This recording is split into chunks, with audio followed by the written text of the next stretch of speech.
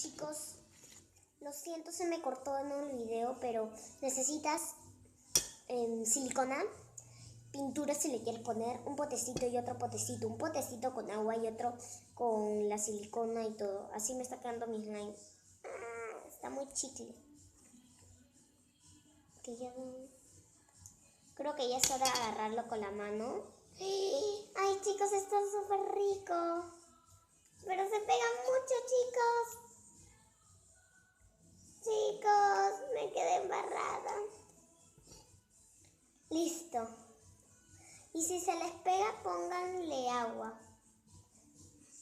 ¡Ay, chicos! Ya no puedo más, chicos. ¡Ay, chicos! Me está quedando muy pegajoso. ¡Ay! Y si se les pega mucho, creo que ya lo dije, pero no importa, pónganlo en agua. Ya no se me pega porque antes se me pega mucho. Y listo. Y se te despega muy rápido. Y así me quedó mi slime. Ahora vamos a juntarlo con este. No. Bueno, acá tengo dos slimes. Y bueno, chicos, espero que les haya gustado el video de cómo hacer slime con silicona.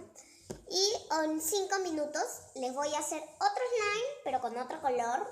O sin color, ¿no? ¡Ah, sí, sin color! Ya, bueno, espero que les haya gustado. Y en 5 minutos nos vemos. Besos. Y denle like. Y suscríbanse abajito.